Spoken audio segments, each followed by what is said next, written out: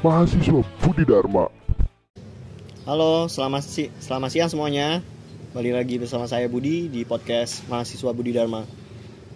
Selamat siang, Kopengli. Selamat siang. Boleh perkenalkan dirinya? Ya, selamat siang. Nama saya Pengli.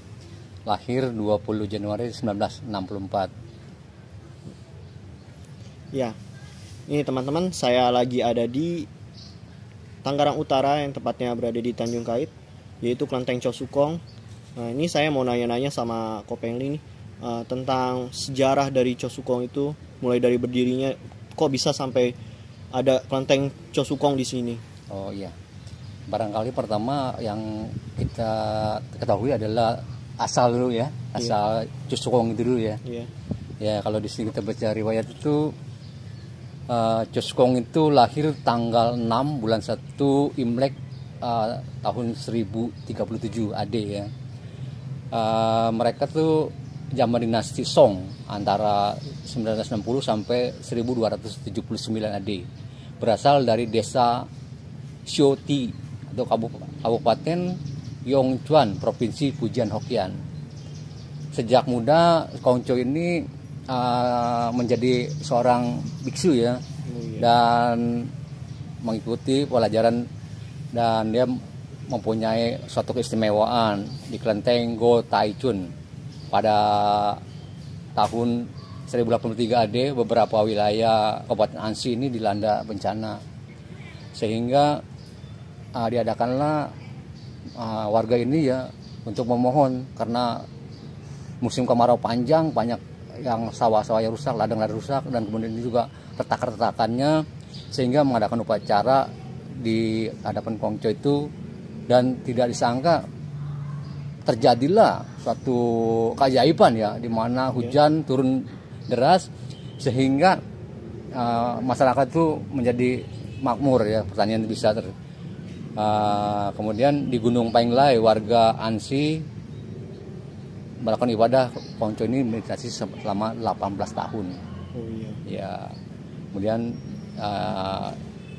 diberikan gelar kehormatan yaitu King Sui Chosu, Cheng Sui Chosu atau cadas air, membangun pagoda sebagai tempat bersemayam Kongco Sukong. Ya. Kalau misalkan ini sampai kok bisa Kopeng ini di sini ada Kelenteng Chow Sukong gitu. Oh iya. Gimana itu? Ya, kita berlanjut ya. Di situ dalam wihara Xing Shui Gian, kelenteng-kelenteng lainnya yang dibangun untuk menghormati beliau ada pertama di Tong'an dan Maxiang ya, tahun 1168, kemudian di Yongchun, Xianmen, dan Jinshu, dan di Indonesia sendiri dibangun khusus ya, untuk menghormati beliau yang menyenangi pertanian. Hanya ada 2 kelenteng. Yang pertama ada di Tanjung Kait. Iya, ya, Tanjung Kait sini. Dan satunya ada di Malaysia. Oh, di Malaysia. Yaitu Snake Temple. Snake Temple. Ya, ini kelenteng di Tanjung Kait, salah satunya adalah Chow Sukong. Dan kemudian rupa Chow Sukong ini mempunyai 3 wajah. Yang pertama itu wajahnya kehitam-hitaman. Kemudian kehitaman ini menandakan melambangkan kemenangan atas roh jahat ya, yang dimenangkan oleh Chow Sukong. Dan kemudian yang kedua ada warna kuning kemas-kemasan, yang ketiga berwarna merah. Warna merah Kongco ini memakai jubah atau memakai baju warna merah dan topi itu dengan bersusun 5.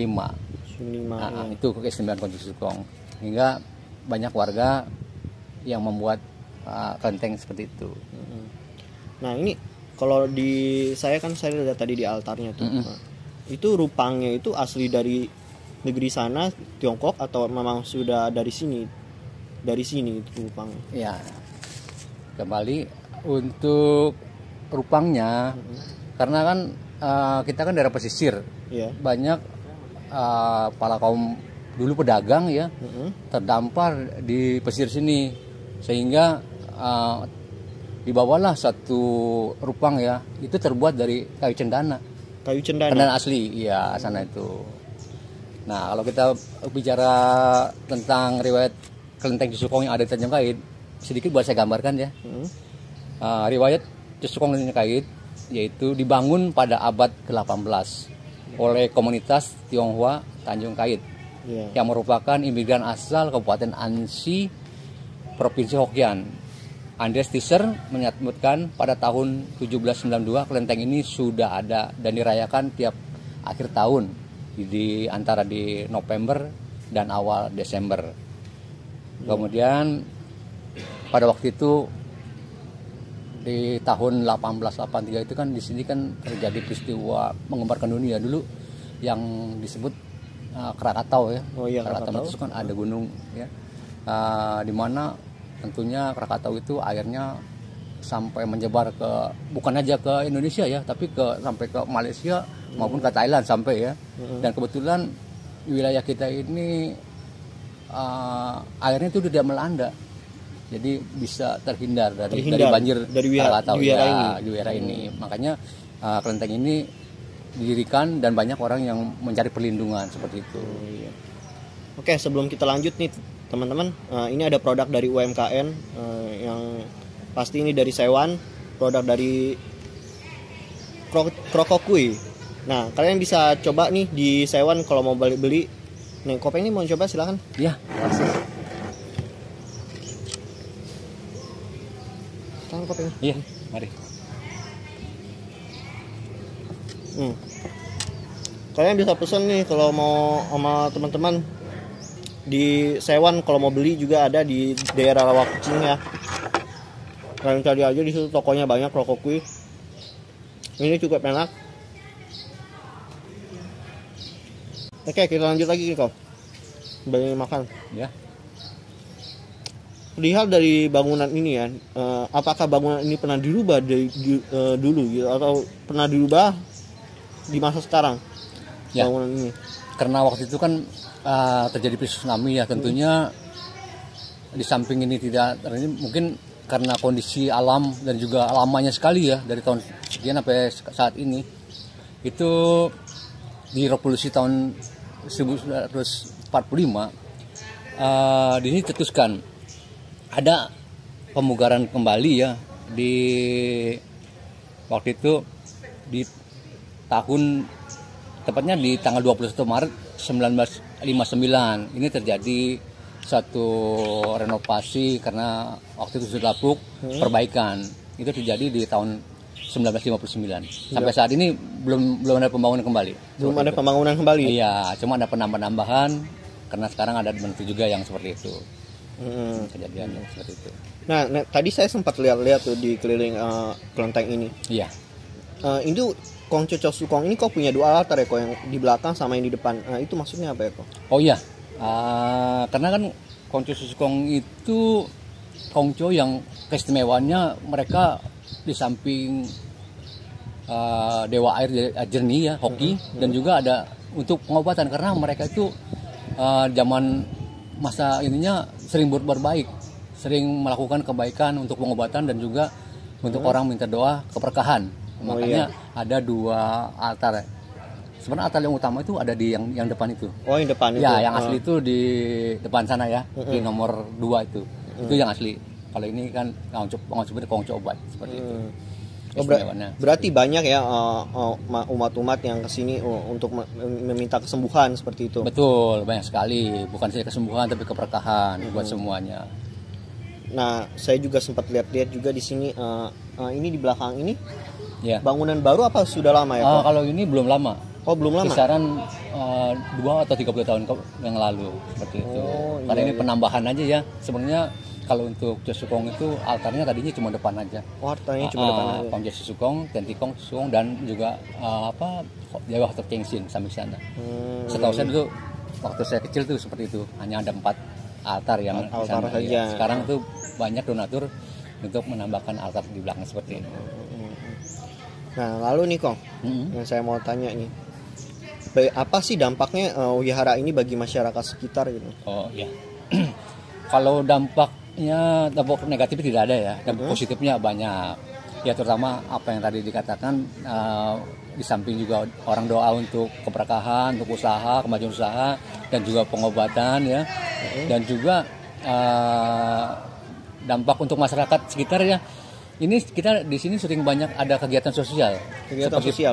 Pengobatan dan juga suka memberikan paket sembako untuk warga sekitar. Jadi selama kelenteng ini berdiri dari abad 18 sampai saat ini, masyarakatnya walaupun berbeda keyakinan, mereka tetap menyatu dan menjaga kelestarian kelenteng ini. Seperti itu gambarannya secara umum.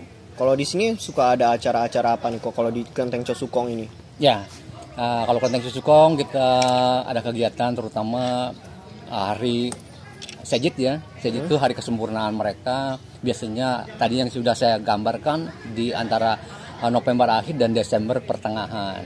Biasanya kalau penanggal Imlek itu di Cap IG Cego ya, malam 6 itu ulang tahun kesempurnaan Ponco Cosukong, seperti itu. Oh iya. Kalau Waisak juga ada di sini kok. Waisak ada, kebetulan nanti kita juga mau mengadakan kegiatan Waisak juga di Oh, sini. kegiatan Waisak juga. Ya, untuk masyarakat juga. Bahkan kalau ada ulang tahun, kita sering adakan kegiatan hiburan gambang tradisional itu untuk menghibur masyarakat sekitarnya seperti itu. Oh iya. Nah, sebelum saya akhiri nih teman-teman, ini ada kalau yang mau kalian nyari-nyari ini apa namanya, toko bangunan atau distributor dari bahan-bahan bangunan, nih kalian bisa datangi toko Subuk Makmur Sejahtera Distributor. Ya, nanti kalau kalian mau menghubungi, nanti kalian ya lihat di sini nomornya. Oke kok. Kan tadi Kopeng ini sudah menceritakan mulai berdirinya bangunan Kelenteng Cosukong ini, terus sudah berapa lama. Nah, bagaimana sih di sini Kelenteng Cosukong ini? Apakah masyarakatnya banyak umat-umat yang datang dari sekitar atau dari mana? Itu banyak gak kok dari luar negeri atau dari mana? Ya, kalau untuk Cosukong karena kita di Tangerang Utara ini ya, kelenteng satu-satunya tertua Tanjung Kait ya, tidak ada kelenteng lagi, hanya Tanjung Kait yang tertua. Banyak sekali pengunjung, bahkan bukan hanya warga lokal, tapi dari kadang-kadang dari India, dari Cina sendiri juga ada, dari Australia, pokoknya berbagai macam turis berkunjung kemari untuk melihat sejarah ya adanya kelenteng di Cosukong di Tanjung Kait seperti itu. Oh iya. Untuk masyarakat luas apalagi yang sekitar. Ya, sekitar. Berarti banyak ya kok orang-orang luar yang datang kemari juga. Betul. Umat dari sini. Karena ini adalah kelenteng satu-satunya di Tangerang Utara, Kabupaten Tangerang, Tanjung Kait tertua, tidak ada lagi. Tertua di Tangerang. Ya. Bahkan hampir kurang lebih sekitar, kalau kita lihat tadi itu sejarah itu 370 tahunan lebih lah, hampir 400 tahunan. Ya, 400 tahunan. Oh iya, usianya sudah lama sekali ya kelenteng ini. Betul, lama sekali. Apa emang dari dulu udah segini luasnya apa baru sekarang saja? Kalau untuk luas memang lebih luas lagi. Lebih luas lagi. Kalau sekarang kan dekat dengan bangunan sehingga mengerucut seperti itu. Oh iya. Luasnya kelenteng ini tanahnya hampir belasan hektar ya. Belasan hektar. Iya, kelenteng ini seperti itu. Iya. Nah, tadi juga tuh saya pernah tadi saya keliling-keliling lihat-lihat kelenteng itu. Tadi saya lihat ada Empe Dato, itu siapa ya kok? Oh iya. Kalau Empe Dato itu merupakan suatu tokoh tokoh yang dulunya dekat dengan kelenteng hingga mereka dibuatkan suatu semacam tanda terima kasih juga, kayak penempatan ruangan khusus gitu, karena mereka jasanya sama ya seperti itu.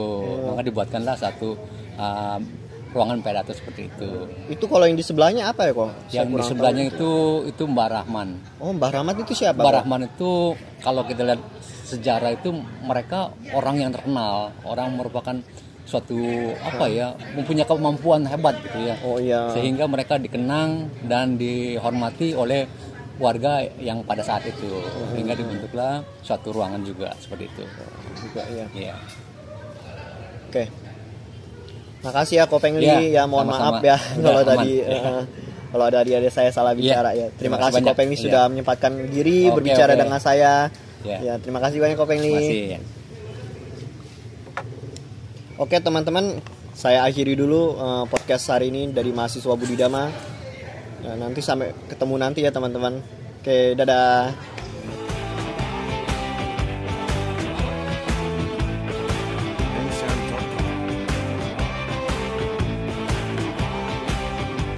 Mahasiswa Budi Dharma.